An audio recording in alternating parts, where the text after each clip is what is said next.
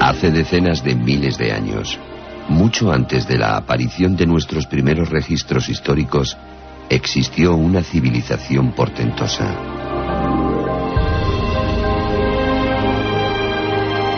Este grupo de seres, confundidos por los pobladores de este planeta por dioses, han dejado una memoria viva en todos los pueblos del planeta, cuando no, pruebas visibles en la roca de su paso por la Tierra. No sabemos si estos seres eran de este planeta o si llegaron aquí como consecuencia de una aventura única. No sabemos de dónde venían, pero en el universo cercano a nosotros parece haber pruebas de su existencia. Pruebas que quizá sean la llave del futuro que nos espera.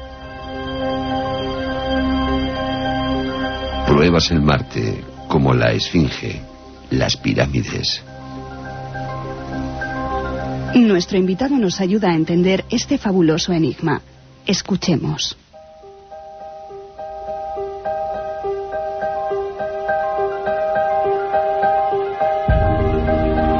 Ahí está esa primera introducción. Y quizá lo primero que hay que preguntarte, Santiago, ¿hubo antes gente en este planeta nuestro, dioses que no eran dioses? Pues sí, no nos cabe... ¿Lo dices así de claro? Sí, y lo digo así de claro porque no nos cabe otra conclusión en vista de la multitud de pruebas, la multitud de testimonios. Hay ahora mismo a la venta un libro magnífico de un buen amigo, que además tú fuiste uno de los presentadores de ese libro. Javier Sierra, En busca de la Edad de Oro, en el cual se hace un detalladísimo repaso de la cantidad de anomalías históricas que solo se pueden explicar de una manera, con que antes de la aparición de nuestros primeros registros históricos, hace decenas de miles de años, alguien, no sabemos si humano u otra cosa, si terrestre o procedente de otro sitio, estuvo aquí. Y estuvo aquí con una presencia tan notable que nuestros antepasados del Neolítico los confundieron con dioses. Los atribuyeron cualidades casi divinas porque veían que eran capaces de prodigios que solamente podían ser explicados para ellos, con su escaso conocimiento de las leyes naturales, de una manera sobrenatural. Lo puedo decir con tanta rotundidad porque esas historias se repiten en leyendas, en religiones, en sagas míticas de todos los lugares de la Tierra, en los Vedas hindúes, en las historias de los dioses precolombinos, en la mitología asirio-babilónica, en la religión del antiguo Egipto, se cuenta con diferentes palabras exactamente la misma historia. La historia de seres poderosos que llegaron no se sabe muy bien de dónde y que tras una extraña catástrofe o guerra o calamidad de algún tipo, su civilización se disgregó. Los supervivientes de esta Atlántida, por llamarlo de alguna manera, vamos a aceptar ese nombre, de esta Atlántida, después de ese ocaso se disgregaron por todas partes del mundo y enseñaron a nuestros antepasados algunos rudimentos de su conocimiento. Ellos hicieron posibles las primeras civilizaciones. Ellos son la explicación de esos absurdos históricos, que es que una civilización como la egipcia aparezca de la noche a la mañana prácticamente perfectamente formada, haciendo sus mayores creaciones, sus mayores monumentos, y que precisamente después de ese momento culminante, sin una escalada previa coherente con lo que es un desarrollo histórico, se inicia una lenta y progresiva decadencia hasta nuestros días. Esos conocimientos han pasado de iniciado durante decenas y decenas de miles de años. Se han convertido en nuestras ciencias ocultas de la actualidad. Se han ido contaminando de alguna manera de superstición o de creencia. Se ha ido olvidando el fundamento que a lo mejor sí sabían esos primeros creadores, y se ha conservado el rito, se ha conservado el procedimiento. El fundamento científico y real, racional, en absoluto sobrenatural de esos conocimientos se perdió hace mucho. Es como si quedase en un mundo primitivo una sola televisión con un mando a distancia. Ya nadie sabe que el mando a distancia se acciona por un mecanismo de infrarrojos. Lo que queda es el rito de que pulsando el botón rojo salen las imágenes. Es algo muy parecido, es lo que ha pasado con nuestra astrología, con nuestra magia, con nuestras técnicas de meditación y crecimiento interior. Pero lo que he empezado a esbozar en un reportaje reciente que saqué en la revista Año Cero es que todo eso podría tener un fundamento científico, racional, que no nos tenemos que avergonzar delante de los escépticos y decir, bueno, pues a fin de cuentas es una cuestión de fe, o crees o no crees. No. Puede haber algo perfectamente racional y explicable detrás de todo esto. Eso te quería preguntar. Hasta ahora eran simplemente teorías, eran ideas que había, eran suposiciones, era fe. Sin embargo, parece que la física va a empezar a demostrar, o está demostrando, que eso es así y que eso es cierto y que hay pruebas de ello, ¿no? Sí, diversas pistas. Además, este ha sido, cuando uno se dedica a escribir estos temas, pues lógicamente tienes si no la presión, por lo menos la vocación de escribir lo más posible y de escribir pues un reportaje cada mes y divulgar lo que conoces. Unos los resuelves con ilusión, otros si te los encargan los resuelves a lo mejor pues por puro oficio de periodista y de escribir. Muy pocas veces, y esta ha sido una de ellas, el artículo se escribe solo. Este se ha escrito solo. Es un artículo mágico. Sí, este ha utilizado mis dedos de alguna manera para irse tecleando solito, porque ahí detrás había una verdad que por lo menos estaba necesitada de ser divulgada. Y tiene mucho que ver con algo que estamos nosotros sintiendo hace tiempo. Llega el momento justo para contar algo que sentimos que va a ocurrir con esas propias palabras que te has puesto en ese artículo. Por eso hoy queremos que nos lo cuentes en el programa. Bueno. Nos vamos antes de nada de viaje hasta Marte. Quizá toda la historia empieza en Marte. Pues es curioso porque en Marte hace mucho tiempo parece que se descubrieron unas pirámides por un lado y por otra una esfinge muy parecida a la que hay en Giza, en Egipto. No hace mucho desmintieron que aquello no eran pirámides, sino que eran montañas erosionadas, pero parece que ahí nos ocultaron la verdad, ¿no? Sí, y además esta historia, de hecho ya alguna vez la he contado aquí en el programa, ha empezado a tener un giro completamente nuevo. Efectivamente, en la llanura de Cidonia hay un complejo monumental de estructuras, no solamente la famosa cara, sino varias decenas de estructuras que sin recurrir a su construcción artificial es muy difícil pensar que sean naturales, no solamente por su forma, por su tamaño, por su colocación, sino porque obedecen de alguna manera a patrones inteligentes, a patrones que los expertos denominan culturalmente representativos, patrones que tienen un significado. Pues bien, una de estas formaciones es la llamada pirámide de M. La pirámide de M se llama así por sus descubridores, Vincent Di Pietro y Gregory Molenaar, y es una pirámide de planta pentagonal perfecta. ¿Pentagonal? Sí, 5 lados. No es como las de Egipto. No es como las de Egipto, no tiene 4, esta tiene 1 más. Y es perfecta, es decir, sus aristas son rectas, su base es regular, no hay posibilidad de error. De hecho, la explicación oficial de la NASA es que es una formación cristalina natural. 800 metros de alto de formación cristalina natural. Me parece un cristalito bastante considerable de tamaño. Mucho más grande que la de Egipto. Pues sí, la de Egipto tiene 100 y pico, sí, unas 8 veces la altura. 3 kilómetros de diámetro. 3 kilómetros. Un kilómetro cúbico de material metido ahí. Es decir, una construcción, y vamos a llamarla construcción, de unas proporciones imposibles de imaginar. Es decir, tendríamos que estar allí delante, pues como sucede con la Gran Pirámide, que los que todavía no hemos tenido la fortuna de estar allí... Te invitamos a venir con nosotros. Hombre, se agradece. Los que todavía no hemos tenido la fortuna de estar allí, pues tenemos una idea vaga de lo que es, pero realmente supongo que es cuando estás realmente al pie y te encuentras con esa mole de piedra y miras hacia arriba cuando dices, jolín, ¿qué es esto, no? Pues esto es lo mismo, pero 8 veces más grande. Errol Torum, un individuo que es un cartógrafo del Departamento de Defensa de los Estados Unidos, es decir, no es un señor indocumentado, sino es uno de estos hombres que las fotos de los satélites espía pues se dedica a analizarlas y a descubrir en ese amasijo de manchurrones, que es para un no experto una foto de estos, pues decir, pues aquí hay un campo de aterrizaje, aquí hay una industria, aquí hay una división de tanques estacionada. Ese es su trabajo. Empezó a estudiar esta pirámide. Y lo que descubrió fue que no solamente en sus dimensiones internas, sino en las relaciones con el resto de los monumentos que se encuentran en la llanura de Cidonia. Pensemos que, por ejemplo, las proporciones son tan significativas que la distancia entre la pirámide de M y la famosa cara de Marte es exactamente de un 360avo del diámetro de Marte. Esto es 1 grado. Es 1 grado exacto. Caramba, para una casualidad ya estamos hablando de muchas y muchas y muchas casualidades. Pero no solamente eso. Descubrió que ahí codificado había todo un sistema de ecuaciones científicas, todo un sistema de relaciones geométricas que apuntaban a que eso era parte integrante de un mensaje.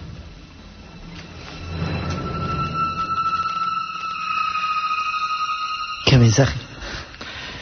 Pues el mensaje fue lo que trajo al señor Torun un poco de cabeza, hasta que... Pero sería una especie de, como contaban en Stargate, una especie de puertas que podrían comunicar diferentes dimensiones, diferentes planetas, diferentes... Eso fue una de las posibilidades que se barajó.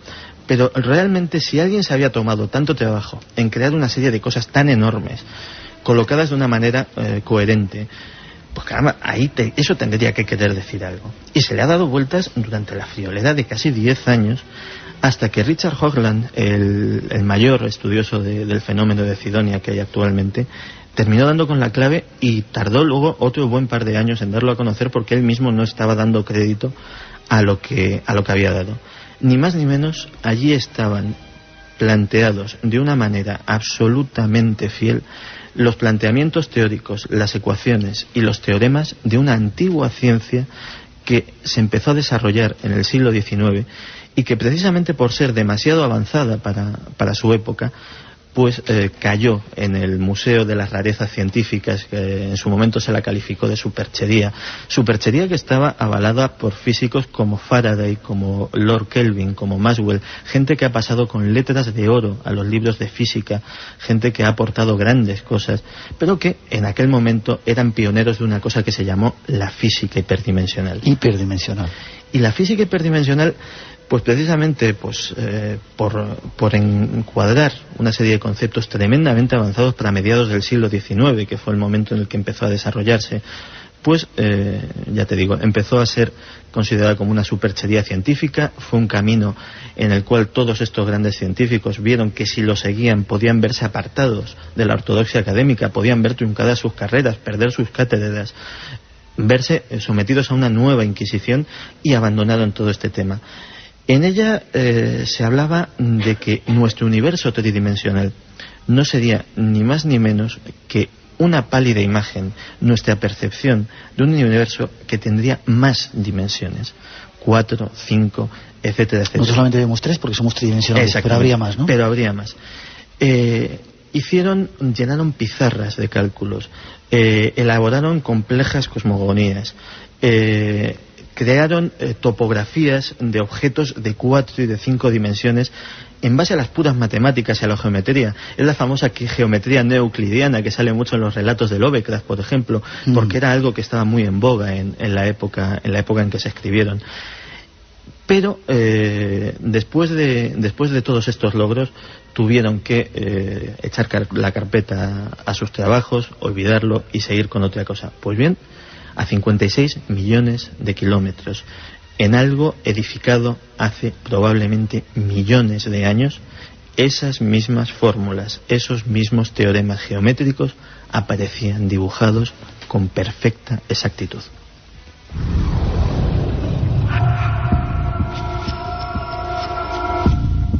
Abre la puerta a lo desconocido. Todos los viernes, de 12 a 2 de la madrugada, Espacio en Blanco.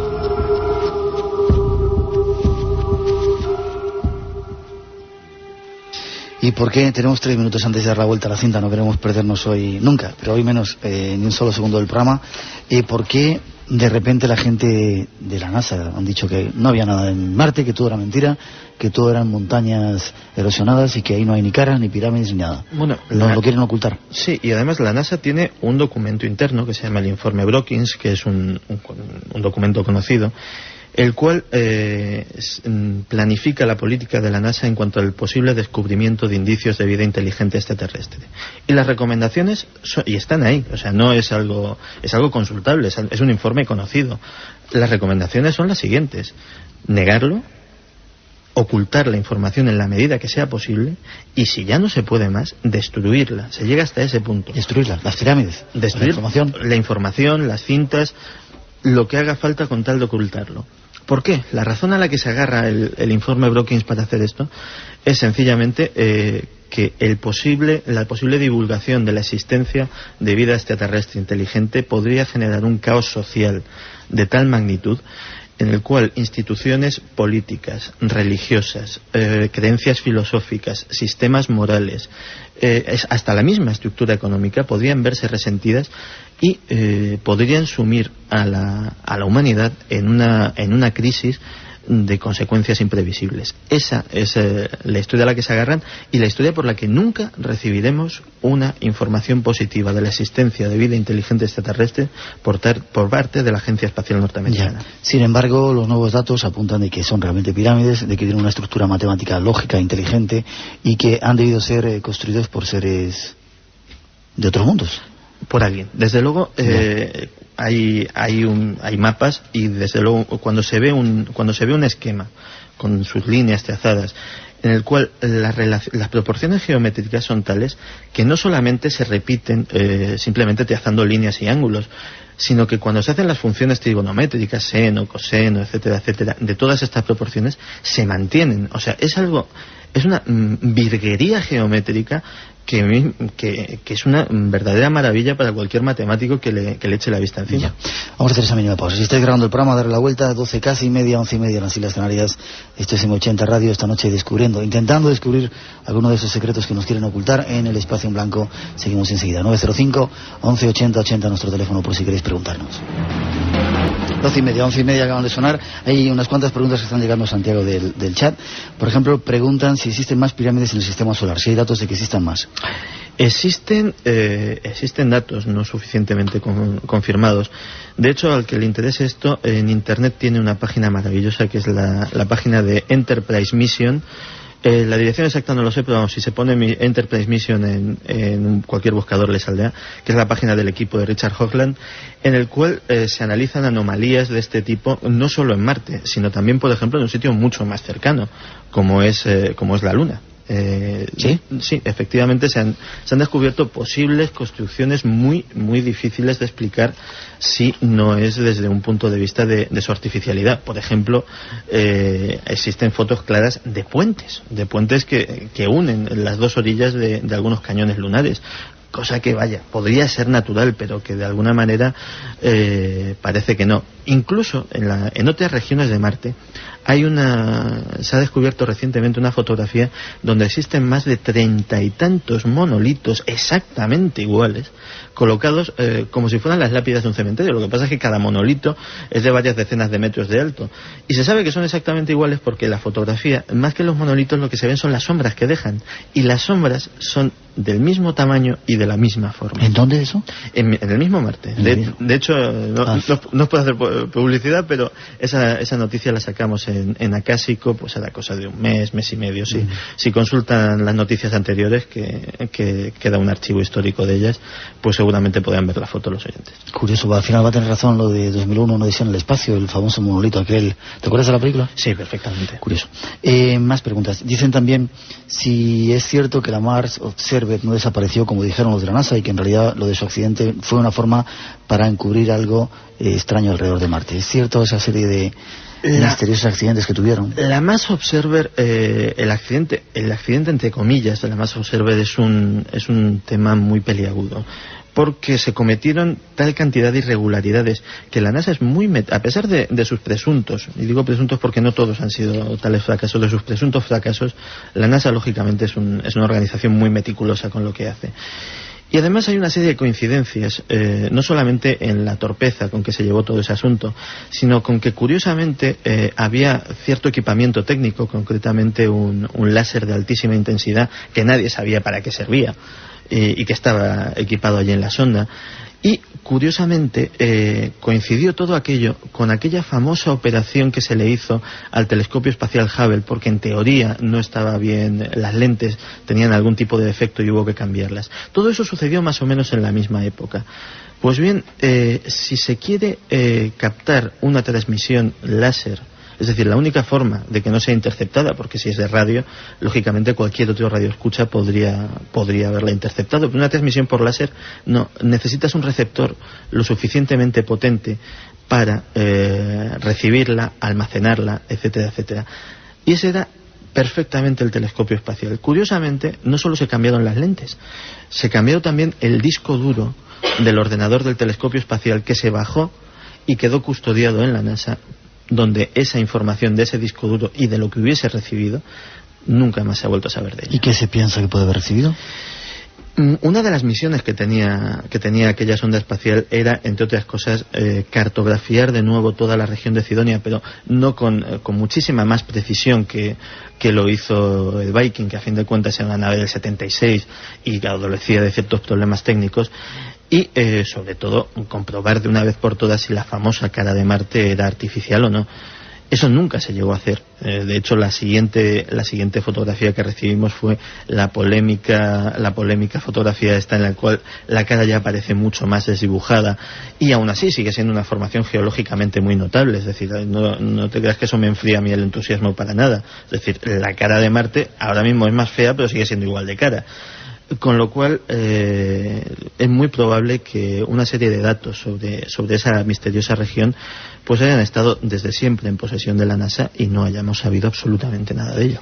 Vamos a dejar ahí esa historia. Por el momento hay una segunda parte, queremos contaros más datos sacando la conclusión de que ya en esas pirámides hay una física hiperdimensional, se llama, que se estaba practicando desde el siglo XIX y que quedó ahí oculta. Seguimos después de esa segunda introducción que ofrecen nuestros compañeros.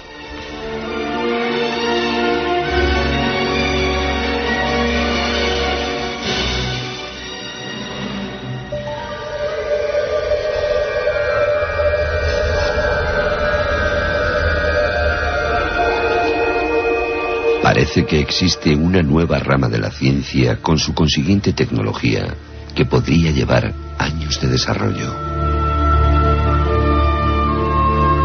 En laboratorios ocultos, en áreas reservadas, en este mismo momento se están experimentando, rodeados del máximo secreto, artefactos que van a transformar en breve la vida sobre este planeta. Fuentes inagotables de energías, nuevas formas de transporte, antigravedad. Todo esto que hasta ahora parecía pura invención, poco a poco se va transformando en una realidad que supera la más atrevida imaginación.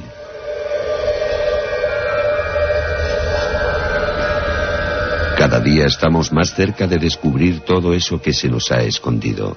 Cada día estamos más cerca de un cambio evolutivo sin precedentes para la raza humana.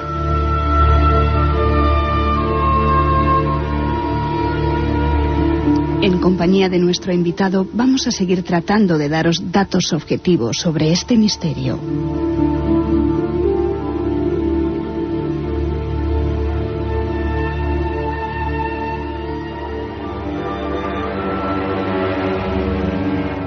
¿Tú crees, Santiago, que estamos cada día más cerca de ese cambio y sobre todo de descubrir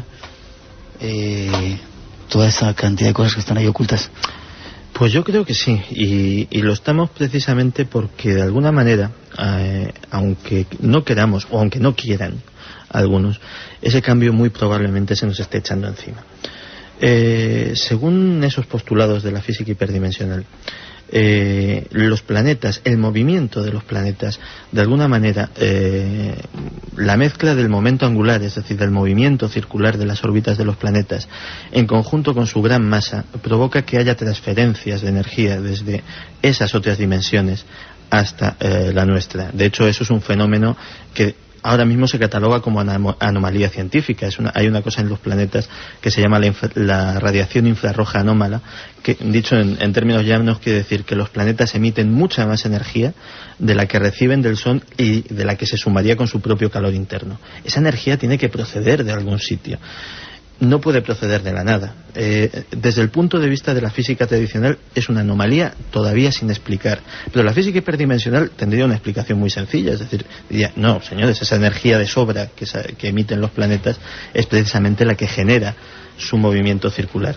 Pues bien, nuestro patrón vibratorio el patrón vibratorio de la Tierra, que se mide por una cosa que se llama la resonancia de Schumann, que es una vibración electromagnética que rodea la ionosfera y que es extraordinariamente estable, tanto que las comunicaciones militares, por ejemplo, se han establecido las frecuencias de comunicación precisamente en base a la resonancia de Schumann, pues está empezando a subir. Y esa está empezando a subir. Está empezando a subir.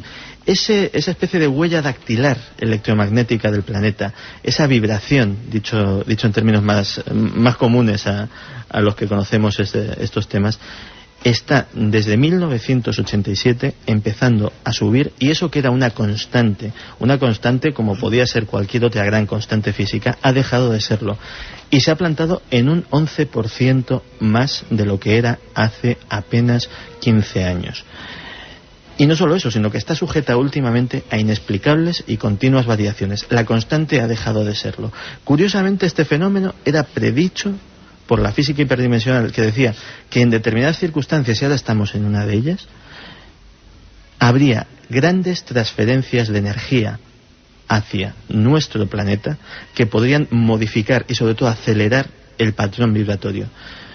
A cualquiera que conozca las grandes profecías y las grandes tradiciones, no se le escapa que este aumento de la vibración de la Tierra es precisamente el inicio de esa nueva era que nos han dicho no solo desde precisamente los seguidores del movimiento de la nueva era, sino los indios Hopi norteamericanos, los Vedas hindúes, el calendario maya. Todo eso estaba previsto e indicaba una fecha, y la fecha es esta, y justamente en esta fecha el patrón de la vibratorio de la Tierra está creciendo.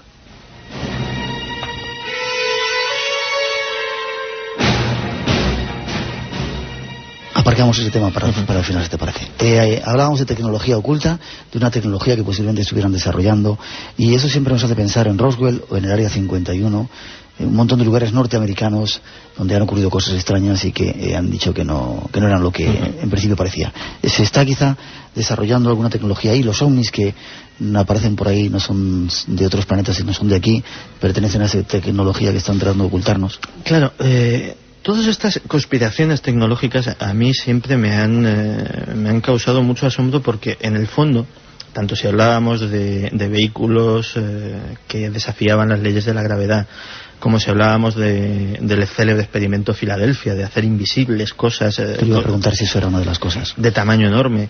Si hablamos del proyecto HARP, de modificación del clima del planeta con fines militares, pues el único problema que tenían todas estas cosas es que no había detrás de ello principios físicos, principios científicos que lo sustentasen. Es decir, a pesar de las pruebas, a pesar de los testimonios, a pesar de los indicios que se han ido recopilando durante años, al no haber una base científica, todo esto pertenecía al campo de la ciencia ficción. La ventaja que nos ofrece el considerar como posibilidad esta física hiperdimensional es que, curiosamente, sus postulados sí explicarían toda esta serie de cosas, sí darían un fundamento a todos estos enigmas tecnológicos de alguna manera. ¿Qué conclusión podemos sacar de ello? La conclusión es muy sencilla. Cuando en nuestras universidades están más ocupados en mantener la ortodoxia científica casi como si fuese una religión, en no salirse de los cauces estrictos de lo que dicta la tradición y el método científico, pues los científicos militares y los técnicos en estos temas son mucho más prácticos, y la ortodoxia científica como que les trae sin cuidado y lo que quieren son resultados. Es curioso cómo los trabajos de Nikola Tesla, un genial investigador de principios de este siglo, que entre otras cosas nos dio la corriente alterna con la que enchufamos nuestros aparatos de todos los días, y que era un firme creyente en la existencia no solo de otras dimensiones, sino en nuestra capacidad de contactar y de aprovechar lo que pudiéramos sacar de ellas. Pues los trabajos de Nikola Tesla han sido estudiados, saqueados, las patentes compradas y acaparadas. ¿Por quién?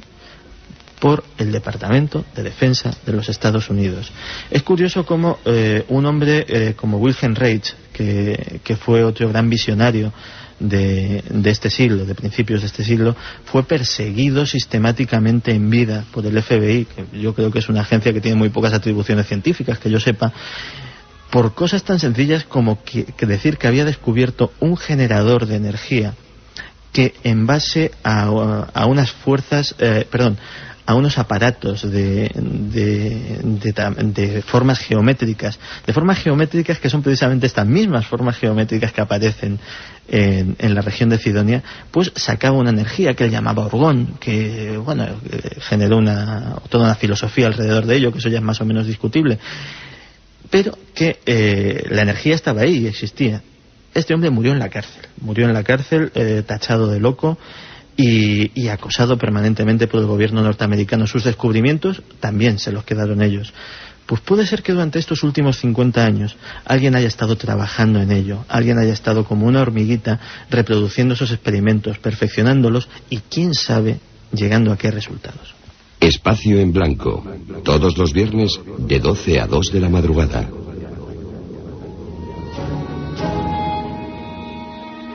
Por ejemplo, en alguna parte de este artículo hablas de antigravedad, como si fuera ya un sistema que se pudiera estar desarrollando en la Tierra. ¿Puede ser así?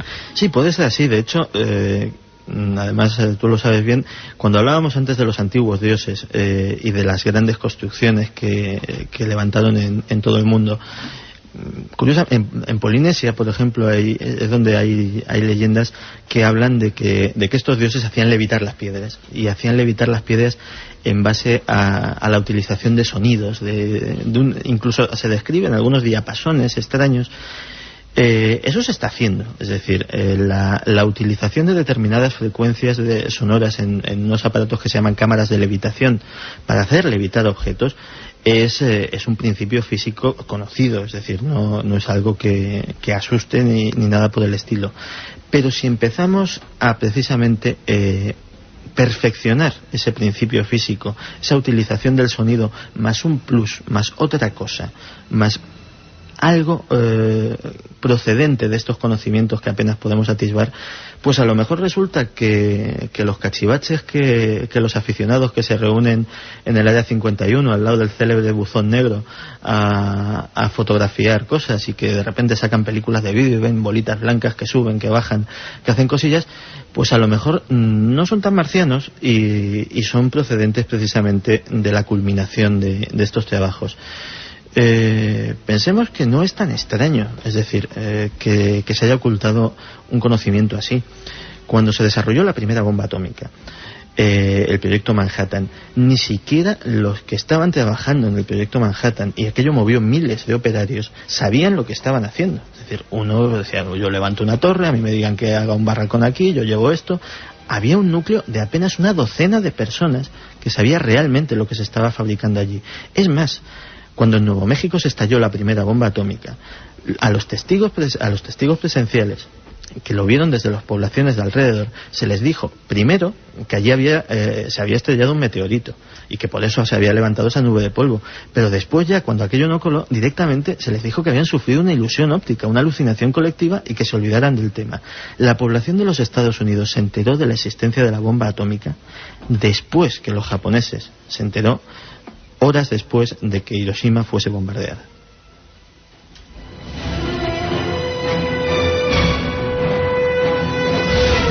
Nos queda muy poco tiempo. Santiago, tendrás que volver a venir para dar más datos concretos de física en otro programa, si te parece. Cuando quieras. Preguntan el experimento Filadelfia. Has hablado antes de él. ¿Es cierto que se realizó un experimento en el que se hizo desaparecer un barco o que se están haciendo experimentos parecidos?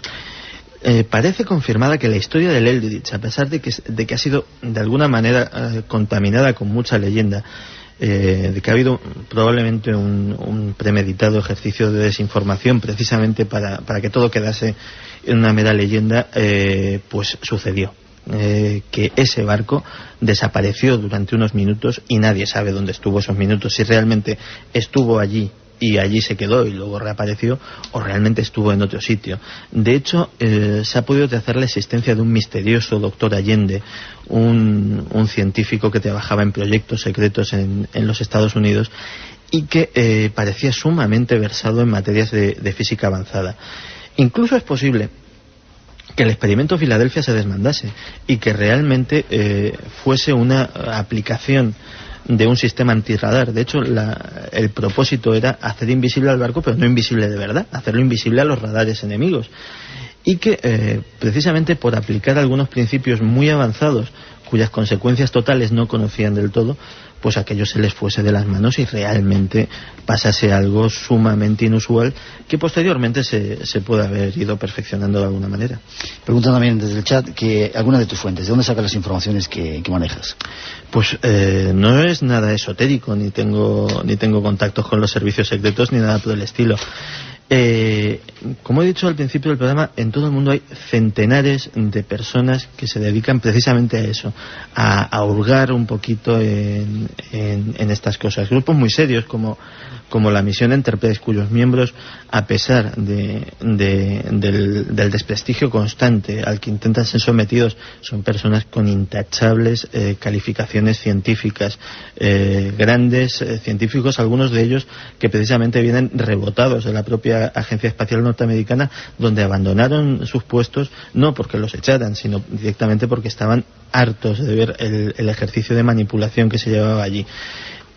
Hay múltiples grupos. Yo lo único que hago es una labor de divulgación y de recopilación de diversas informaciones, pero son informaciones que son fácilmente accesibles. De hecho, Internet es una buena fuente directamente para irse encaminando. Es decir, a lo mejor Internet te indica la existencia de un libro, de un documento, de un memorándum desclasificado de algún servicio secreto de inteligencia, pero simplemente es una cuestión de ir encajando piececitas de rompecabezas. Preguntan también dónde la fuente de esa fotografía de los monolitos que antes decías. La fuente viene de la NASA. Cuando el sitio de la Mars Global Surveyor sacó a principios de año, creo este verano, puso en la red la friolera de 25.000 nuevas fotografías en alta resolución, pues todos estos, muchos de estos investigadores anónimos de estas hormiguitas se dedicaron a ir viendo con todo detalle, una por una, estas gigantescas fotografías tomadas a una resolución tal que, por ejemplo, cada píxel corresponde a 1 metro, o sea, lo cual es una resolución muy buena. Han ido sacando, no solo esa, han ido sacando múltiples formaciones, vamos a llamarlas geológicas, por llamarlas de alguna manera, pero bastante anómalas y bastante difíciles de explicar. De hecho, hay entre estas cosas que han descubierto investigadores aficionados y que precisamente nunca saldrán por la vía de la NASA, pues se descubrieron las primeras huellas de cursos de agua antes de que la NASA diese la noticia oficial. Es más, incluso, y esa fotografía también está en algún lugar en Acásico, y de hecho además hago ahora mismo el compromiso de que durante la semana que viene haré una recopilación de todas estas fotografías y la colgaré en la web de Acásico. Incluso existe una fotografía impresionante de una piscina, por llamarlo de alguna manera, de una laguna de agua líquida en algún lugar de Marte.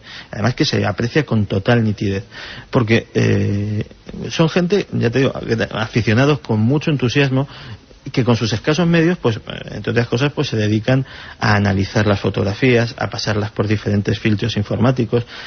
Hay que tener en cuenta que la información cruda de la NASA dice muy poco, pero a ojos de un experto puede decir, aquí hay algo, y entonces eso se le somete a los filtros informativos que hacen surgir esa información de esa imagen confusa. Preguntan qué ocurrió con esa civilización que teóricamente construyó esas enigmáticas monumentos en Marte, y si tiene que ver con los egipcios de nuestra Tierra. Pues es una muy buena pregunta. Es posible. Desde luego esa civilización ya no está. Y de alguna manera estará por ahí esperando para regresar y vendrán de nuevo o a lo mejor vinieron, o a lo mejor no se han ido. Lo cierto es que el Cairo, el nombre toponímico del Cairo, Al-Kahir, es una palabra curiosa, y es una palabra que significa ni más ni menos que Marte. Nos lo decían por ahí en alguna parte, alguien del chat, sí, curioso. Coincidencias. Y la pirámide decían que en principio podía ser roja y no como está ahora, asimilándose al planeta rojo. Podría ser. De hecho, cuando hubo el gran terremoto, fue en el siglo XV, me parece, en el Cairo, y se utilizó toda la cubierta exterior de la Gran Pirámide para reconstruir la ciudad, lo cual nos da una idea de su tamaño. O sea, todo el Cairo está reconstruido con lo que era la capa externa de la Gran Pirámide. Pues realmente ahí se perdió una información y unos datos no solo de la policromía de esas piedras, sino de posibles grabados, de posibles textos. Lo que queda es algo interior, es algo que no estaba pensado para ser visto desde fuera, con lo cual se ha perdido una riqueza de información increíble que quién sabe lo que nos podía haber dicho. Hasta ahora, decíamos al principio, todo eran creencias, todo era fe. Paso a paso la ciencia va demostrando que todo eso que era la astrología, los chakras, montones de cosas de las cuales hemos hablado, se ha hablado aquí, se ha creído por fe, se están demostrando desde el punto de vista de la física. Sí, y de hecho hay grandes equipos de investigación. Curiosamente, en todos estos temas, y es una cosa que me llama muchísimo la atención, cuando la ciencia académica ya lo ha renunciado, cosas como la fusión fría, como temas a los que ha desprestigiado, pues resulta que van empresas como Exxon, como Toyota, como Caterpillar, que dedican millones y millones y millones a investigar en temas que la ciencia oficial ha dejado de lado. ¿Por qué? Porque, al igual que decía antes de los investigadores militares, los investigadores de las grandes corporaciones multinacionales, la ortodoxia científica también les esté bastante sin cuidado. Y lo que quieren son resultados. Y parece ser que de ahí están empezando a conseguir resultados. Caterpillar, por ejemplo, hace un par de años sacó un carburador nuevo que aumenta el rendimiento del combustible de una manera tremenda. Pero es que nadie se explica por qué. O sea, que ellos se desmontan y dicen, pero si es que, esto no...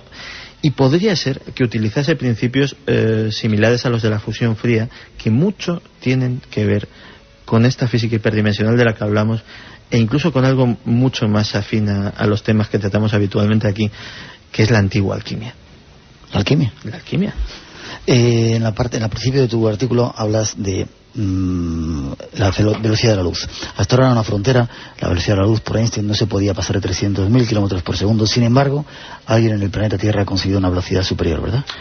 El doctor Li Yun-Wan, este veranito dio un disgusto a estos amantes de la ortodoxia científica, y le dio un disgusto bastante bueno, porque cogió un haz de láser y multiplicó su velocidad no una, ni dos, ni tres, sino 300 veces. ¿La velocidad de la luz? Sí, señor. 300 veces. Y eso ya no es una casualidad. Este señor dio con algo. Y dio con algo que cogía la constante de la velocidad de la luz y buena parte de la física einsteiniana, y la mandaba directamente a la papelera.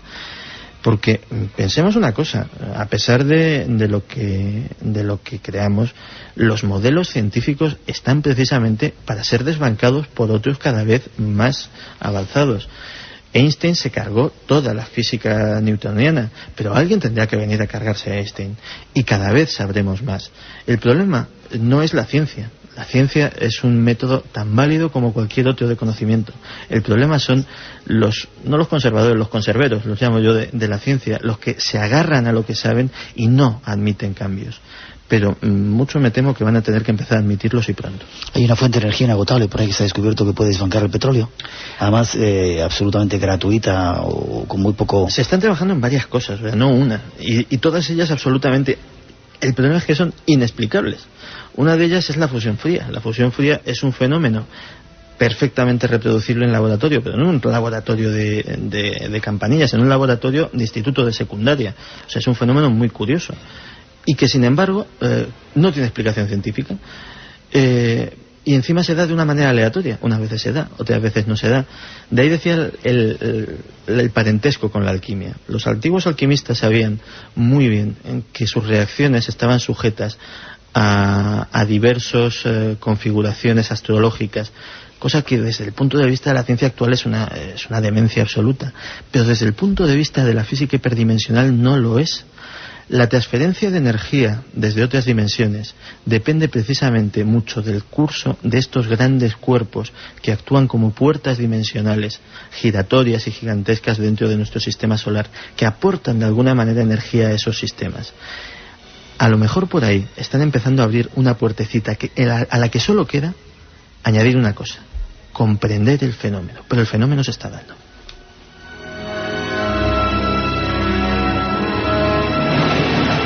Conclusiones, Santiago. Estamos viviendo una nueva edad de oro con todo este avance de la ciencia, de la tecnología. ¿Estamos volviendo a vivir una edad de oro? Todavía no. Y todavía ¿Nos estamos acercando a ello? Sí, y nos estamos acercando a ello porque no lo estamos viviendo porque alguien está muy empeñado en que no la vivamos. Pensemos que si todo esto es muy bonito, energía gratis, una nueva tecnología, etcétera, etcétera, pero hablando en plata, todo esto mandaría directamente a hacer puñetas todo nuestro sistema social tal y como lo conocemos ahora. Y a los que están interesados en mantener el statu quo, eso no les interesa. Pero, como decía antes, en algún sitio están pasando fenómenos muy raritos. El patrón vibratorio de la Tierra está subiendo. Psicólogos de todo el mundo están empezando a descubrir un fenómeno que les está dejando perplejos, que es que los niños que están haciendo últimamente, cuando se les somete a test de inteligencia, están estadísticamente y de una manera inexplicable dando resultados mucho mayores que las generaciones anteriores. Y no digo los niños occidentales, que pueden tener los videojuegos, la televisión, diferentes estímulos. No, eso sucede en países en vías de desarrollo, en países subdesarrollados, en todos sitios. Los niños están más abiertos a determinadas comprensiones. Algo está sucediendo y ese algo o lo aceptamos o nos superará.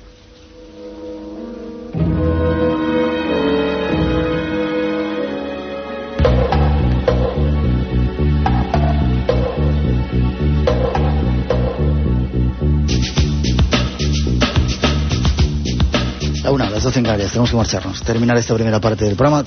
Para los oyentes, hay más cosas ahí esperando, hay un cuento, hay noticias y hay una historia. Queremos explicaros cómo danzó el sol en Fátima. Esta noche hay explicaciones a fenómenos extraños y después vuestra posibilidad de consultar. Santiago, conclusión, hay que adaptarse a esta historia de tener los ojos muy abiertos. Hay demasiados cambios que pueden cambiarnos la vida, valga la redundancia, ¿verdad? Sí, yo creo que la palabra clave es aceptación. El amor es aceptación. O sea, cuando amamos a alguien, le estamos aceptando tal como es, sin barreras. Y es precisamente cuando la energía, cuando la información fluye, cuando aceptamos y no criticamos y no nos resistimos al cambio. Yo creo que eso es lo que el talante que se va a imponer en este milenio que empezamos ahora. Es un postulado científico, ¿verdad? Sí, señor. Un dato, ¿dónde puede la gente tener más información? ¿Quizá en Acásico? En Acásico, desde luego en año cero de este mes, el reportaje es tremendamente denso, aquí apenas lo hemos podido apuntar.